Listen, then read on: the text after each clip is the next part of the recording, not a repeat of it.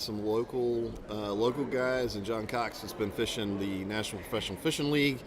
If you're an Alabama guy, you are going to learn a little something from these guys.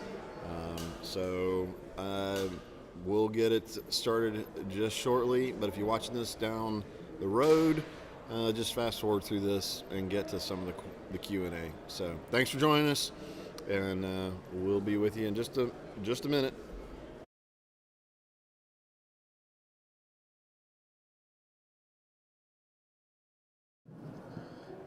Alrighty, ladies and gentlemen, we're down to our final panel of the day. Gentry, take this one. That one's all you.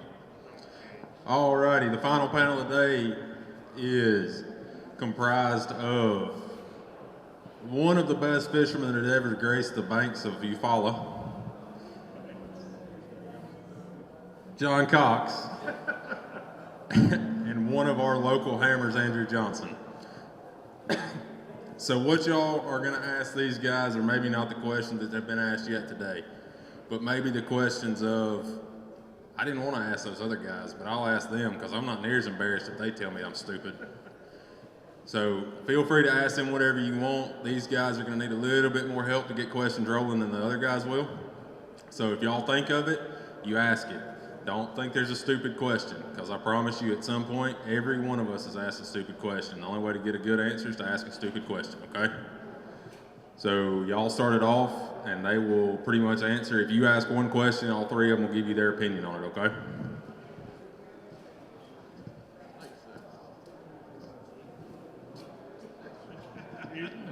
Yes, sir. Just a little bit, yes, sir.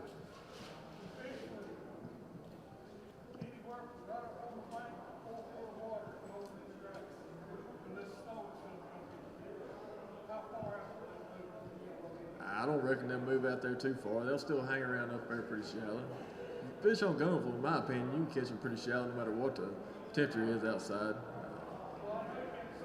They back off to that, 6 to 10 foot range. Catch them in the eelgrass pretty good.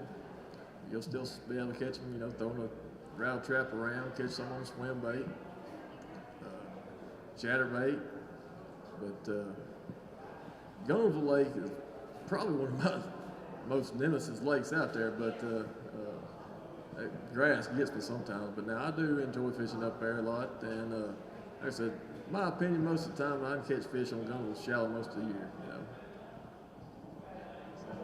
Yeah.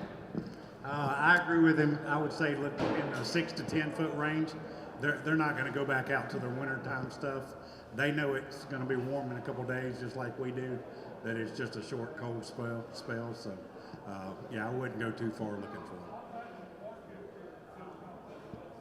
them. No, it takes a lot more than 1-2 days to drop it. And it'll come right back up next week. I'm not familiar with Gunnersville.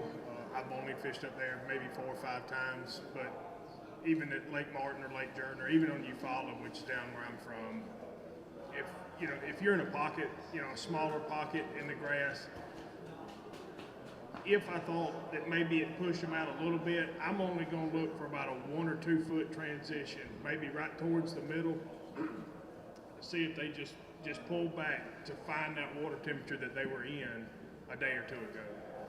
But I'm kind of like these guys. I don't venture far from the bank or off that grass, but I do like the 1 or 2 foot transition. There may not be nothing on it, just something for them to come and sit right back down on. Go ahead.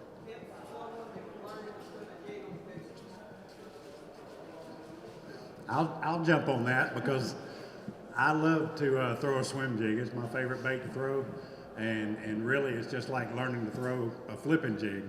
Just that's the only rod you need on the deck. Is just throw that all day. Throw it around wood, throw it around grass, learn to skip it under docks, and just play up with your retrieve, the speed, and of course learn the Alabama twitch. So if you don't know the Alabama twitch around here, you need to make sure you do that.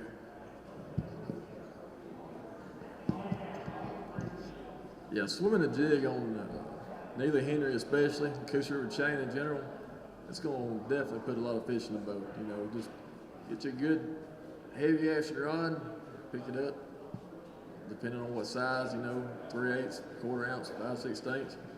Swing across the top of the grass, like he said, down the wood, rock, it don't matter. Just a 7 to 1 year ratio is about what I like to swim a jig with the best. You know, I'll pump it across, let it fall some of the holes in the grass, stuff like that. But that's a good way to start out swimming a jig. Can't go wrong swimming a jig, guys. I like a heavy, you know, with a moderate tip on it. You know, and most, you know, some rods, every rod's different, you know, has a different action. So I like to swim with a heavier action rod myself. Braid on it, yeah. I tell you, one thing that helped me as far as swimming a jig, and I do it different than some of these Coosa River guys. I fish the Coosa River a lot, probably more than I do U-File or anything. When I swim a jig, I like to turn my trailer parallel with the hook so my feet kick like and I just reel mine. Now, if it hits grass, that's when I kind of bump it and twitch it, but I've caught a lot of fish and I just reel mine. I let the trailer itself do its action more. I get tired to pumping the swim jig, but I like a medium heavy. If you can find a heavy action with an extra fast tip, I like the tip because a lot of times I fling mine up under bushes or up under docks. So the heavy rod certainly has its purposes if you're going to really need to pull them out of mats. But I do like a little bit softer tip. It gives me that swing action where I can be a little more accurate with it. It depends on what you're doing too. There's 100 different ways to swim a jig, different types of cover. It just depends on what you're doing and what, you know, suits you the best. You know? Color selection depends on the time of year, water conditions, water temperature. You know, a shad color, it's hard to go wrong with a shad color. As far as colors for me, I have 3 colors in my boat.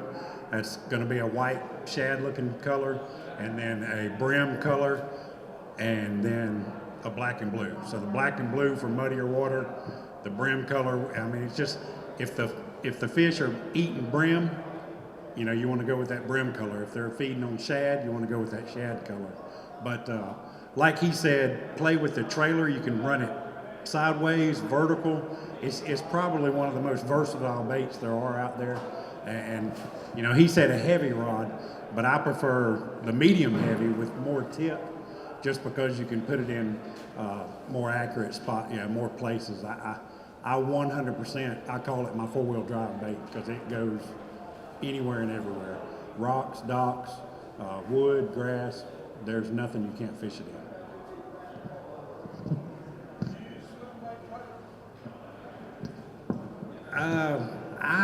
I tend to change it up every now and then.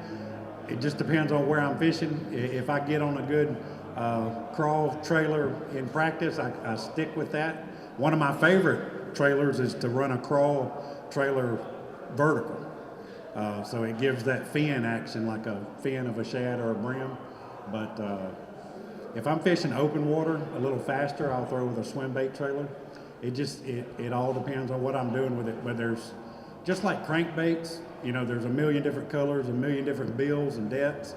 It's the same thing with swim jig. I mean, it's absolutely limitless to what you can, and once you find a bait or a combination and a speed and a retrieve that works that given day, I mean, a lot of times you can fish behind people with a, you know, if they're throwing a chatterbait or a spinnerbait and just catch fish that didn't even blink an eye at their bait. So it's just a real good confidence bait once you find that particular combination that they're eating.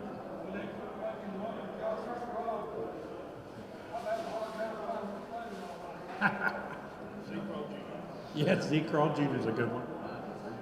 Yeah.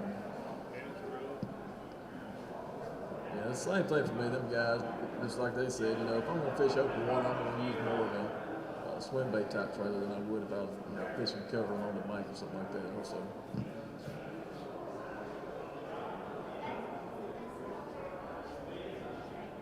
Best color to use right now? I prefer shad color right now. You know, depending on where you're at too. You know, reds, you know, during the early spring do good, especially on Gunnelsville. red rattle traps, chatterbaits. But it's hard to go wrong with a shad color any time of year. Especially in the next couple weeks if this shad spawn kicks off. I try to do something a little bit different. When I know everybody, when the shad spawn's going on, I mean, you can't go wrong with a shad color. But I'll throw a chartreuse with a black back just to give them something different to look at. Sometimes that will trigger a bigger bite too. Yes, ma'am.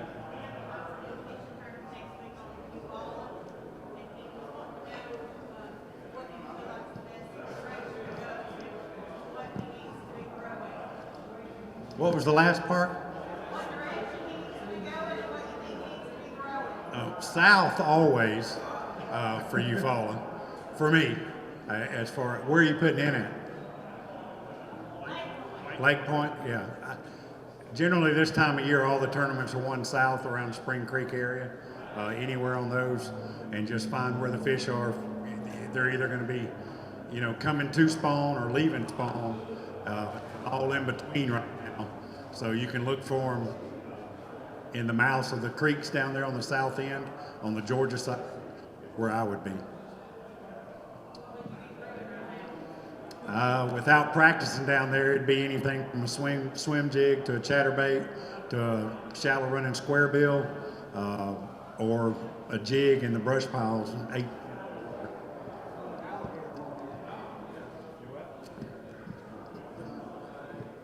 If I Hello. would, there it goes. Like I said, I live down there.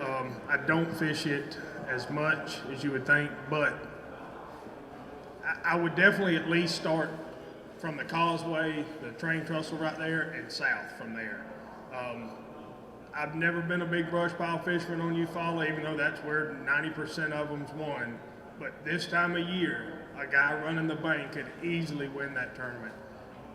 Like he said, they're going to be coming or going, especially if you can find, I throw a red rattle trap down there, chartreuse rattle trap. But if you can find that area where they're coming to you, you could sit in a 100-yard stretch and easily win that tournament. If the weather plays, I think the weather's playing out where it's going to warm back up. Yeah, and so next weekend it could be anything down there, but it could be a 25-pound bag or better. But if you make more casts, and this is what I've always done. I've tried to make more casts than anybody else in the tournament. I don't run, I don't graph. I put my trolling motor down and go. Cover as much water as you can and take a swim jig or whatever you're throwing and hit as much grass or limb sticking up, whatever you can find, hit it with your bait, because they'll be there, I promise. Yeah, I hadn't been down there in a couple of years, so I'm gonna leave that to them guys. Anybody else got a question?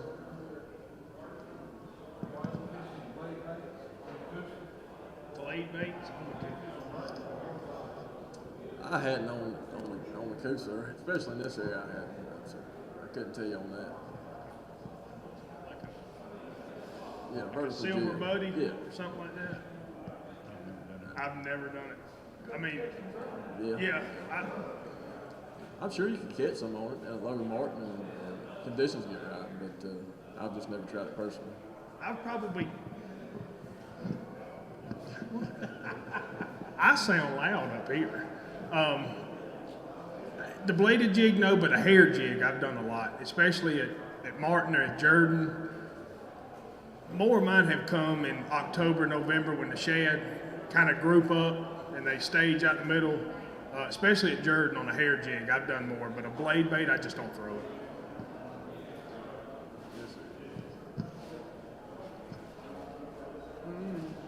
What else we got? Come on. Yes. The biggest bass I ever caught, I lived in Florida. I went to school down there and I caught a 13 pounds, 2 ounces. I caught on a Terminator spinnerbait. Yeah. My biggest bass is, I think I answered the same question last year at this thing.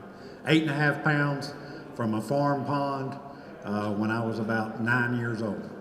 And my single mother wouldn't let me get it mounted. So I've never mounted a bass until I catch one bigger than that.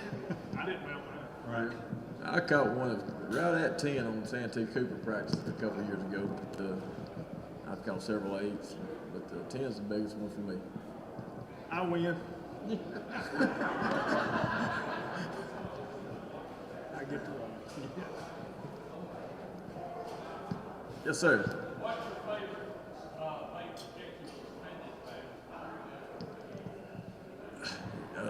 You know, small swim bait, jerk bait is probably my 2 favorite go-to. Alabama rig, yeah, can't leave out Alabama rig, especially this time of year. I try not to fish for suspended bass because they drive me insane. But up until I started with the NPFL, I'm Alabama rig all the way. But we aren't allowed to use them in tournaments anymore, so I kind of got off of them. And a single swim bait, the Skinny Dipper from Reaction Innovation, I catch a lot on that. Underspin, and then a Mega Bass jerk bait.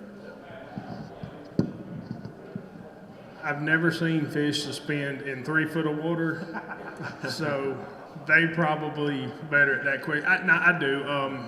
A jerk bait, Mega Bass jerk bait is probably one of my favorite. I do like an underspin. I pour my own actually, but it's the old, the St. Casey actually won. It looks like the old horse head. I've caught a lot of fish on Lake Martin with them, Lake Jordan, but suspended fish ain't my type of fishing. Like, deep to me is 4 feet. Yeah, if you're not throwing an Alabama rig, I mean, the best probably be a small swim bait, 3.5, 4-inch swim bait. For me, works out the best.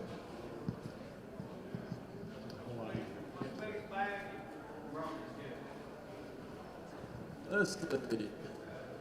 In a tournament around here, 24 pounds around here. Neely Henry. I had a 20-pound bag at Harris Chain last year, and Santee Cooper had a 21-pound bag a couple years back. And I'm sorry, let me go way back in history. The first time I ever went to Guntersville and learned how to frog fish, I had a 23-pound sack and thought I was the man and didn't get a check. So, and that was in a 35-boat club trail, and I got embarrassed. I was nowhere close to getting a check. And so that's when I learned 23 pounds and frogging at Guntersville isn't anything. I think it was 28 that day. Yeah. But there were a lot of 25s and 26s. No, that was 5 fish. That was 5. My chest was swole out so big until I weighed in. My biggest bag was 2 or 3 years ago. I looked at my buddy to try to help me remember. I think it was 23.5 pounds on Eufaula, but we had a 8.5 pound kicker. That goes a long way. Yeah. Jordan was my I've had a couple of 20-pound bags on Eufaula, but as far as Coosa River, I had a 1981 was my biggest bag on Jordan. I had all spots, and I come in like 9th. What's your favorite lake in Alabama, and then what's your favorite lake otherwise? Let's see, in Alabama, Neely Henry being here, my home lake, I love it, but now, yeah, a little bit. It's playing about it. Hey, I'm a Coosa River rat. There's other lakes on the Coosa River. There is other lakes on the Coosa River, but yeah, I like Logan, but I guess Guntersville too. Even though I have a hard time with that place, I do enjoy it. You can always go up there and catch a ton of fish and have a good time. For Alabama, it's definitely Eufaula, just because I like the gator grass and it suits my style down there. You can fish the gator grass all you want to, and you can fish offshore brush piles, and you can fish docks. So I love all 3 of those. And then I guess in the country, right now after last year, I'd have to say Wright Patman in San Antonio, Texas. Not San Antonio. Wherever we were for the 3rd stop of the NPFL last year. It's a smaller lake and it doesn't get a lot of pressure, but we caught tons of fish over there and I fell in love with the place. My favorite lake in Alabama would have to be Jordan. I'm an Auburn fan, so we call it Jordan. Some people call it Jordan. That's always been my favorite lake because of the spotted bass. In the only other place I've fished Kentucky, I've fished Tennessee, but I'd have to say Florida. I lived down there for 2 years, and that place is insane. I lived on a chain of lakes called the Claremont Chain of Lakes, which is just below Leesburg. That's where I caught my biggest bass ever. It's 14 different lakes and cypress trees. That would probably be my most favorite lake outside of Alabama. Depending on what time of year it is, Lake Seminole is a really good lake this time of year too. And Lake Okeechobee would be two of my favorites.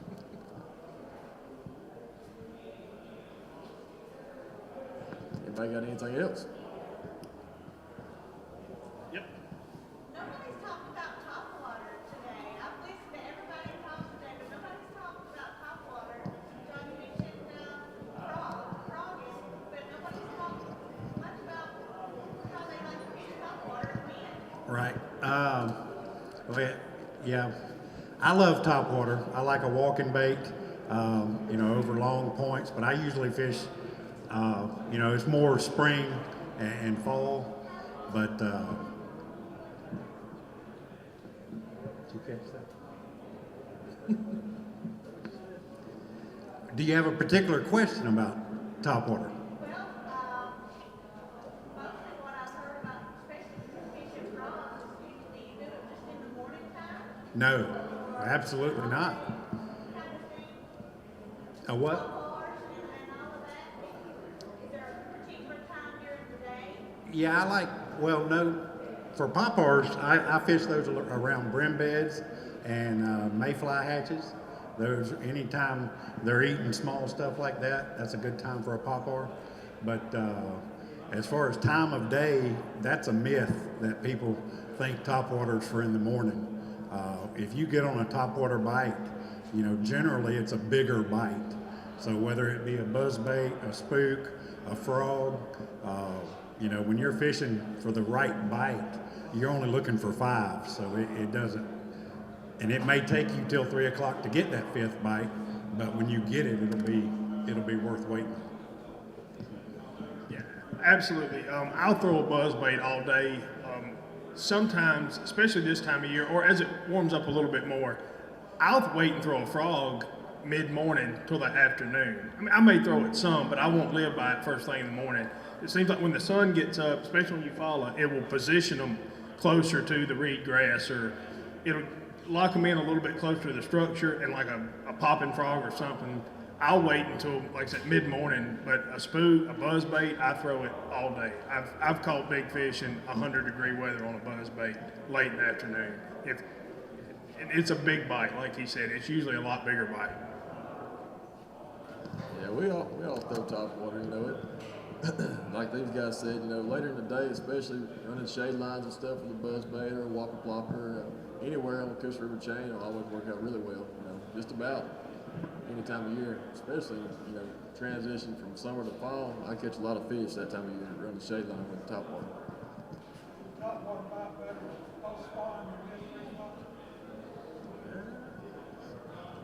It can be, pre-spawn. I catch pre-spawn topwater. That's a hard deal to beat topwater here in just from now for a couple more weeks. Topwater will be getting really hot on this area.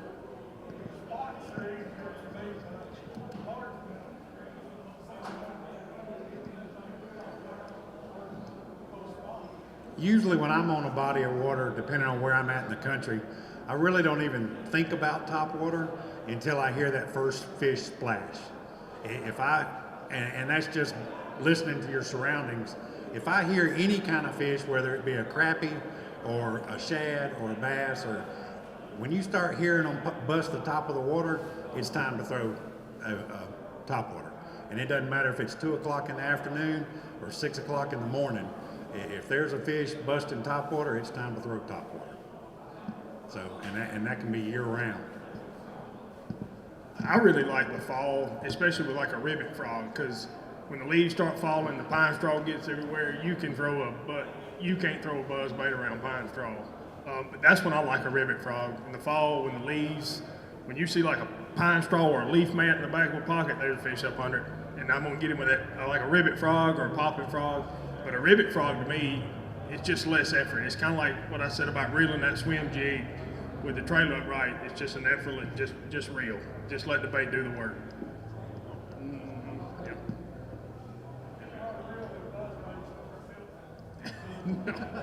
It is. You can try it.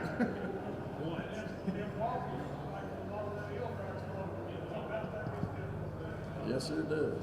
That eelgrass is taking over up there at Gulliver right now. But now the fish use it. Yeah. They are. Yep. Boat traffic tears it up. The wind blowing it around causes it to float around everywhere. Up there. Yeah. Yes. So a question from the internet from some Dan O'Sullivan, asking what's your go-to techniques broken down per season?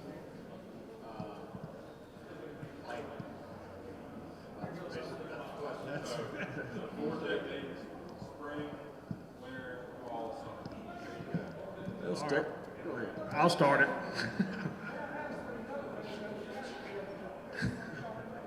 Wintertime, I do most of my damage with a wacky rig. In the springtime, a wacky rig. Let me guess the last two. I will throw it in the summertime, but in the summertime, when you get around a dock, to me, you start catching smaller fish. Now, there's huge fish around docks in the summertime. I love my rattle traps. I love big moving baits, but I power fish a finesse reel, if that makes any sense. A 20-pound braid, 12 to 15-pound leader, a wacky rig on Eufaula, Jordan, anywhere, grass docks. That's my all-time favorite. If I had to pick like my money winner, I've probably won more money on a wacky rig than anything. Fall, I love top water. Summertime, I go play golf because it's too hot. Everybody talks about braid and then the leader. I understand that old Smith like gunner. What's the use of it?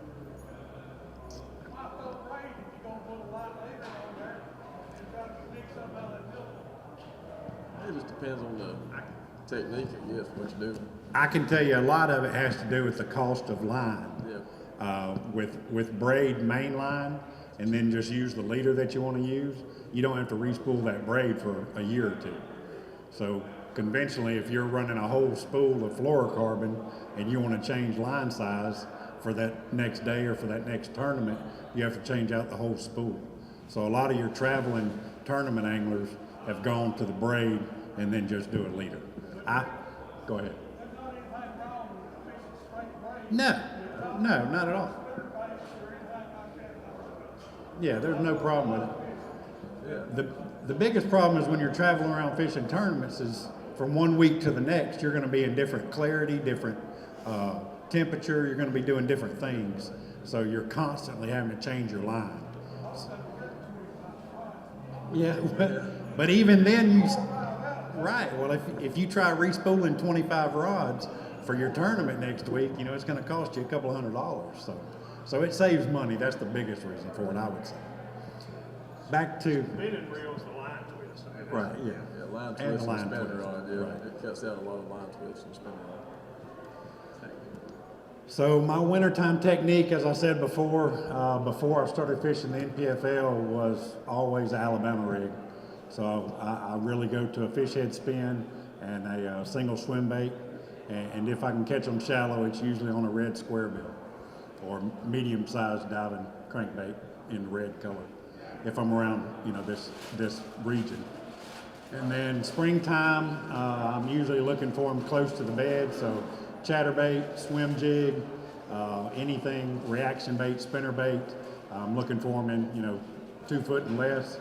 And then a jig, catching them on the bed with a jig.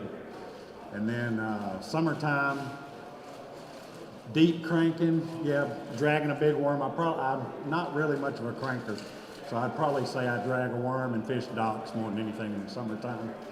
And then fall, topwater for spotted bass if we're around here, schooling bass or schooling spots, but catching them on topwater and just chasing the shad around, whether it be a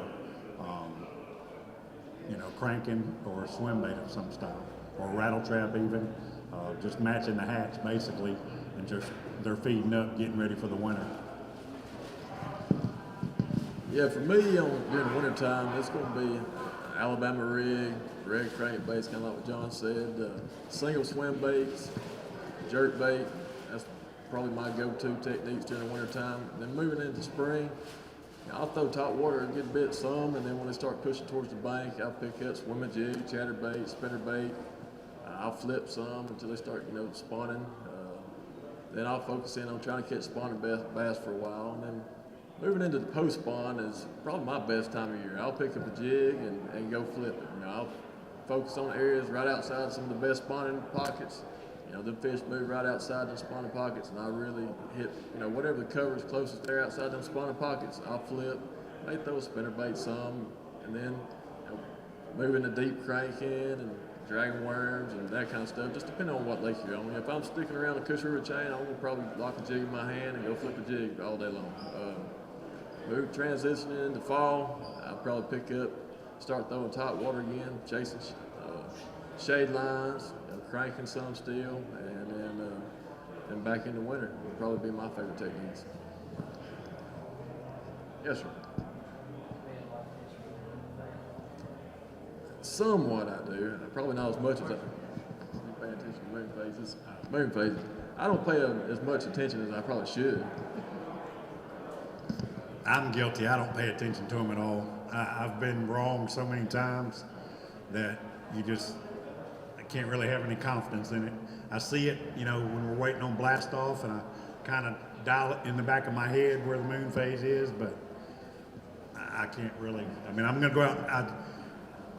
In earlier years, I tried to fish, plan for stuff, and look at all the different variations, and I've learned over time, nothing beats just fishing what's in front of you, fishing the conditions, the time of day, and just taking in what you're seeing at that moment. I probably pay a little more attention to the moon this time of year to see if there's a fresh, if maybe they're going to move into spawn on a full moon, late February, early March. But another thing is your crawfish start to molt on a full moon, and that changes the color. And to me, just little things, to try to get an edge over somebody that don't pay attention to the moon. But that's a big thing. You see crawfish do molt, and them fish know it at that certain time of year. So if you can match that, it may give you a little bit more of an advantage.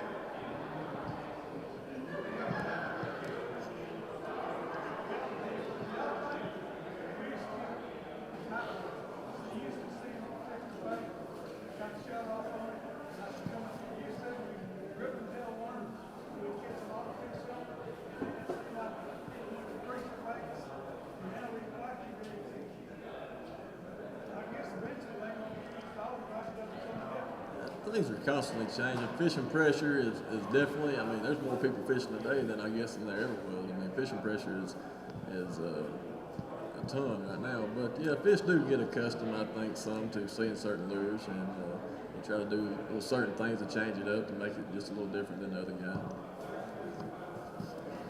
I agree, and that's one of the reasons I like to play with a swim bait so much, or a swim jig so much. But you can change so many variations on how you're throwing that swim jig, and I countless times it just gives me the confidence to go behind people. Every single boat out there's got a chatterbait in it.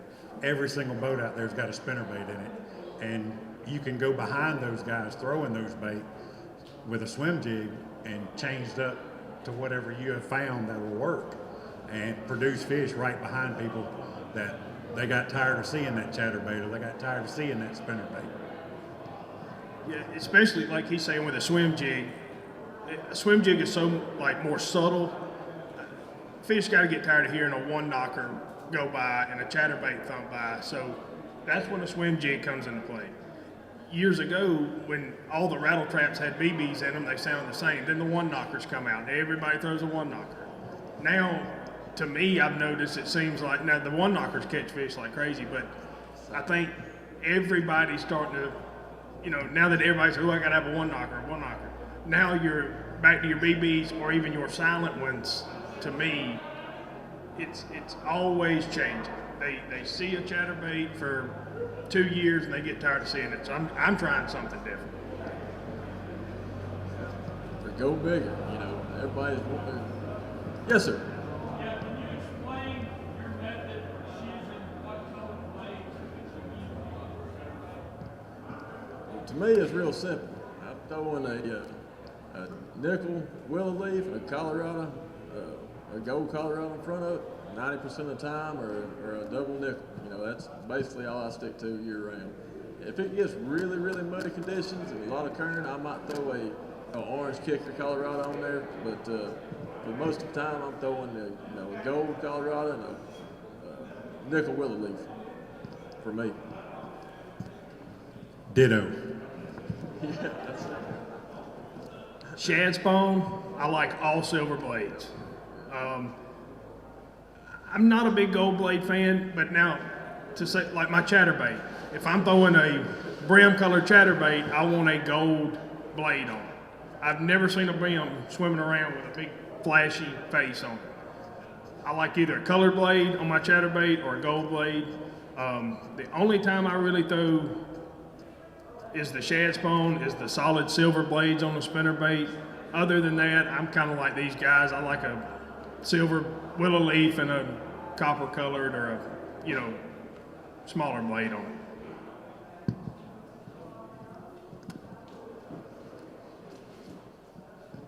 Anybody else got any questions? Are you just his brother? No?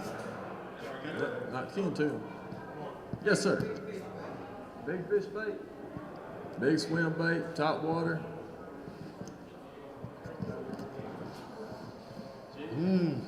I'd say a swim jig. I mean, you asked about the swim jig earlier. It's my big fish bait or frog or a swim jig. If they're biting either one of those in practice, those are the ones I'm going to either zero or hero with. Yep, pitching a jig, wacky rig. You got to take off a lot of little ones there.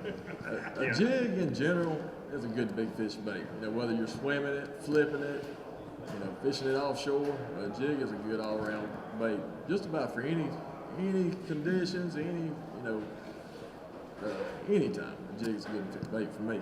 Anyway. Yeah, buzz bait. Buzz bait's a big fish bait.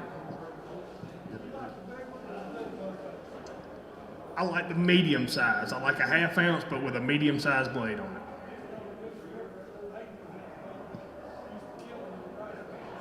And I haven't thrown a skirt on a buzz bait in 5 years. I don't have any skirt. All my buzz baits, a friend of mine down in Mobile makes them. He just sends me and I put a Z-Craw Junior, a horny toad, anything. I've completely got away from skirts on the buzz bait. Yeah, it gives them, putting a Z-Craw, frog, or any of your favorite plastic on there, it gives the fish, in my opinion, a better target. You get a better hookup ratio, in my opinion, instead of throwing it with a skirt on, like everybody used to do. And you can throw it farther too. Yeah. Rides over the cover better, easily.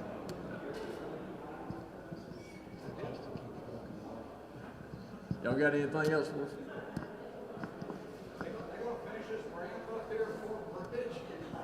I couldn't answer that, but I hope it do. I hope it do. I didn't hear you guys talk much about flipping. I mean, you said you fish the fish up. I mean, you fish your follow. Yeah. When you do flip, you use your red line. I noticed a lot of people go back to heavy monofilament. What are your thoughts on that? Well, for me, if I'm in a grass lake flipping, heavyweight punching, I'm going to be using braid, pretty heavy braid. Other than that, I'm going to, if I'm flipping around a Coosa chain or something like that, flipping around the cover, I'm going to be using fluorocarbon, 22, 25 pound fluorocarbon. I don't use monofilament much anymore. I usually just use straight fluorocarbon unless I'm fishing grass, and then I'll use braid for me. Same with me. I flip straight braid. The only exception for that would be if I'm in crystal clear water for some reason, then I would go to a 15 to 20 pound fluorocarbon. But if I'm flipping, I'm usually around heavy cover. So I normally don't even pick up a flipping stick unless I'm in some thick cover. So I'm always using braid. Yeah, absolutely. On Eufaula, 50, 65 pound braid, 3/4 to a 1 ounce weight. I like a big bite fighting frog or a Yo Daddy, something like that. But all my jig, now I don't throw a jig on braid. If I'm flipping a jig, I'm throwing 20 pound fluorocarbon. But if I'm trying to get it down in grass, I've got to throw braid. I've lost too many fish on monofilament back in the day, and I said no more. That's, you know, Color is less transparent, translucent. on monofilament, Yeah, you know, fluorocarbon, I guess they always, I don't know any particular brand. I use Sunline for the most part, but I like to flip with 22 pound, is what I usually flip my jigs with. And back to the line decision, even if I'm throwing a chatterbait, I usually throw a chatterbait if I'm in big grass lakes and stuff like that. I'll throw it on straight braid, but that's unless I'm not in the grass, and I go with fluorocarbon. But if I'm in the grass, I'm straight braid. Well, does the green color monocoat that show up less in the water to the clear or yellow? I guess that's, to me, it don't make no difference on it. I go straight clear. I've never used green. I've never messed with it. Maybe these guys can comment on that a little bit. Are we talking about monofilament or fluorocarbon? Okay, I don't use any monofilament on anything, so I can't answer that question. But on the fluorocarbon, I use Seaguar, just the clear. Yeah. But now I know a lot of the Elite Series guys on their spinning rods and stuff are using the yellow braid, so I believe that's more invisible to them. But I'm not sure about the fluorocarbon colors. I think as far as the monofilament goes, and I think they still make it, Trilene used to make a high vis. I mean, that stuff glowed at night, and you could even see it during the day. To me, I didn't like that because I felt like it probably carried down into the water. So when I did throw a lot of monofilament, and I used to, especially on my spinning rods, before I switched over to braid, I threw big game, and I threw green big game because I thought it looked like the water. That's just my personal opinion, but yeah, I just don't throw it anymore. Like I said, I throw braid and then fluorocarbon. I try to tell myself that it really don't matter. Yeah, go ahead. A big plug, if I'm cranking a big plug, I like a graph, a glass, but anything, I'm throwing a graph out other than that. If I'm deep cranking, I'll sometimes throw a glass, but other than that, I'm just throwing a graph out. As stated earlier, I try not to do a lot of deep cranking, so I don't own any glass rods, but all the casting rods are carbon fiber that I throw. Never thrown a glass rod. No. I've got a 7.6 cranking stick. I think mine's an arc cranking stick when I do throw it, but to me, when I do it and I'm throwing a big plug, as far as I can throw it, I want more power. I understand the give part of the glass, but them are big treble hooks on a 20 plus running crankbait. I want something I can drive them hooks in that fish. That's that's what I look at.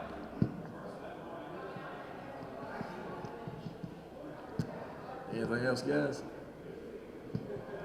Yes, ma'am. Do y'all still enjoy fishing? I mean, I still get excited when I feel the tug, like I did when I was 5 years old, when I first caught my first fish.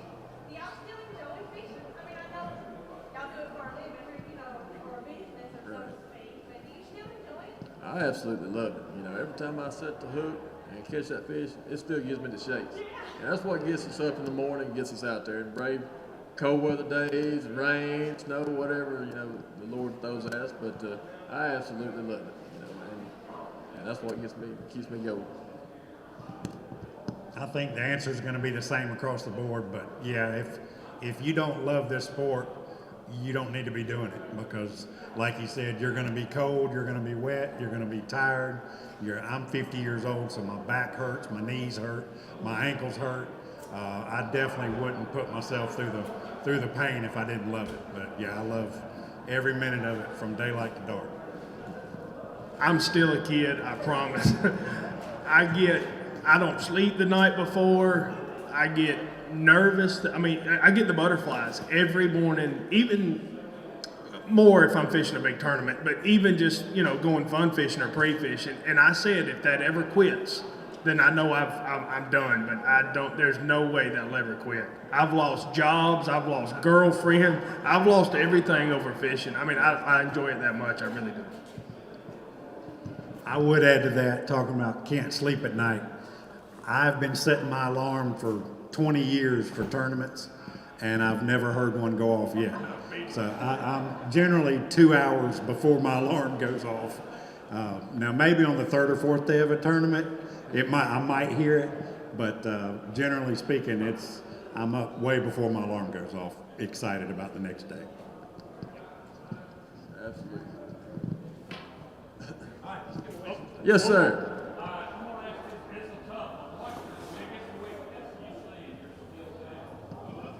That's a great question. The question was, what's the biggest weakness in our skill set? And I guess for me it would be my offshore game, and it's probably my biggest weakness. I've stayed on the bank so much, and I'm hard-headed when it comes to fishing terms. So I get up there and get on the bank and just go. When I know that my offshore fishing probably going to end up beating me, but I've been working on it here lately. But I'm trying to work on getting better at an offshore game. I don't know, Andrew. You're taking a while. So there's a website out there doing stats over the first NPFL season last year, and without a doubt, I was in the top 1% of the people that started off strong and fell throughout the tournament.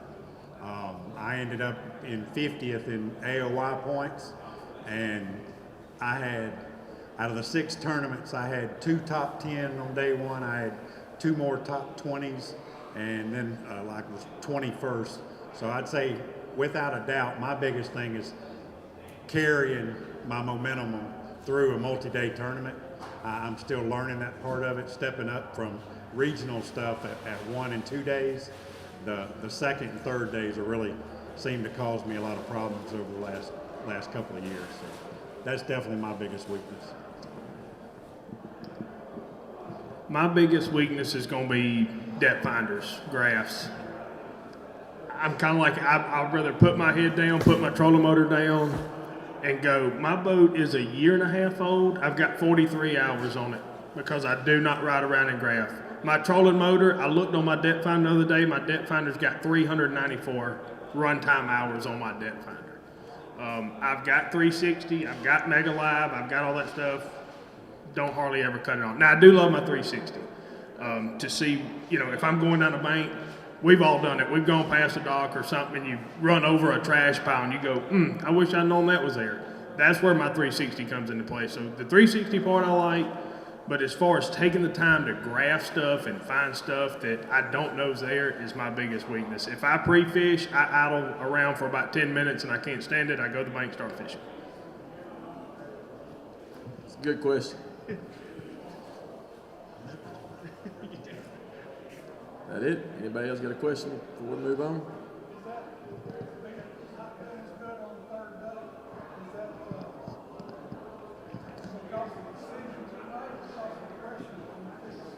I think it's a lot of all, and the live TV. So there's a lot of people doing what I was doing on the first day that are doing it on the second. It's in my head. It's got to do with not preparing enough for 3 days. So I think it's all of it. Decisions, because there's excellent anglers out there that obviously can fish over multi-day tournaments and do it right. I just haven't found that right combination yet, but I'm working on it.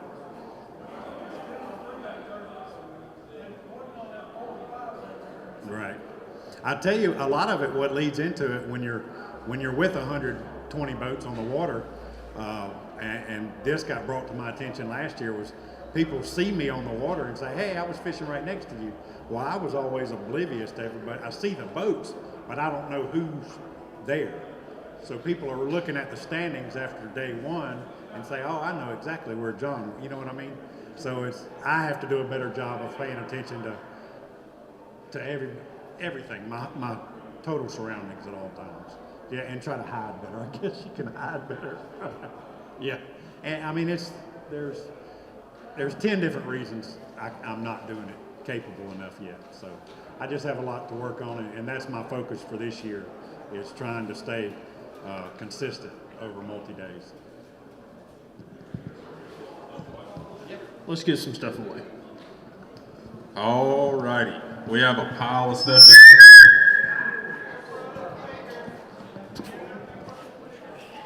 Can't take him nowhere.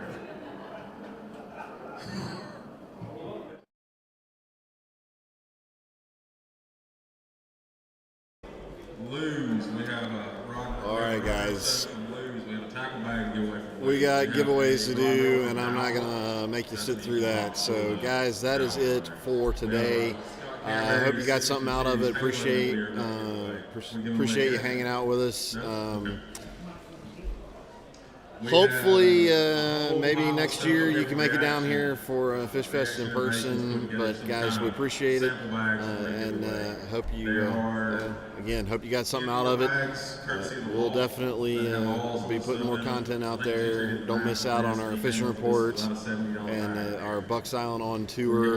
Dano's out there getting us the inside scoop on a lot of these big tournaments. So, guys, again, have a wonderful afternoon, a wonderful evening, and hopefully some of this helps you put some more fish in the boat.